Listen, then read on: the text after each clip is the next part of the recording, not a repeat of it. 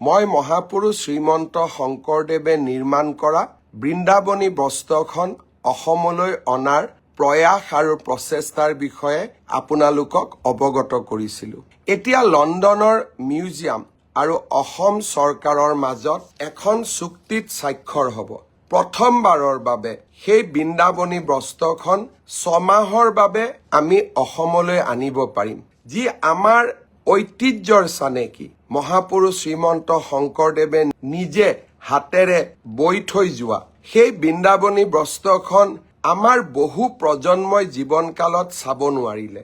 মোৰ বহু দিনৰ পৰা আশা আছিলে যে বৃন্দাবনী বস্ত্ৰখন অসমলৈ এদিনৰ কাৰণে হ'লেও আনিব লাগিব।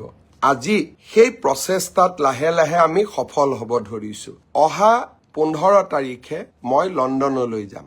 লণ্ডনলৈ গৈ মই লণ্ডনৰ মিউজিয়ামৰ লগত আলোচনা কৰিম কাপোৰখন অসমত ৰাখিবৰ বাবে কেনেধৰণৰ আমি মিউজিয়াম বনাব লাগিব, কেতিয়া কাপোৰখন বা বৃন্দাবনী বস্ত্ৰখন যি আমাৰ বাবে আধ্যাত্মিক সাধনাৰ প্ৰতীক, তাক আমি কেনেকৈ অসমলৈ আনিব পাৰিম, কেনেকৈ ৰাখিব লাগিব, সেই গোটেই বিষয়বোৰ আলোচনা কৰিম।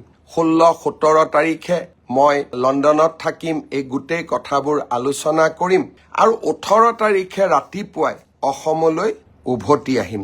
বৃন্দাবনী বস্ত্ৰও অসমৰ ঐতিহ্যৰ সফুৰাৰ এক অন্যতম অংশ।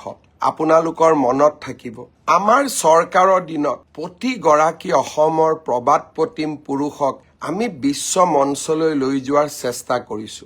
আমাৰ সম্পদসমূহক নতুন প্ৰজন্মৰ মাজত চিনাকি কৰি দিয়াৰ প্ৰচেষ্টা কৰিছো। লাচিত বৰফুকন, লোকপ্ৰিয় গোপীনাথ বৰদলৈ, কনকলতা বৰুৱা, চৰাইদেউৰ মৈদাম, অসমীয়া ভাষালৈ ধ্ৰুপদী ভাষাৰ স্বীকৃতি, ডক্টৰ ভূপেন হাজৰিকাৰ জন্ম শতবাৰ্ষিকী আৰু এতিয়া বৃন্দাবনী বস্ত্ৰ। অসমৰ ঐতিহ্যৰ উত্থানৰ আমি এক অভূতপূৰ্ব প্ৰচেষ্টাত নিজকে জড়িত কৰাইছো।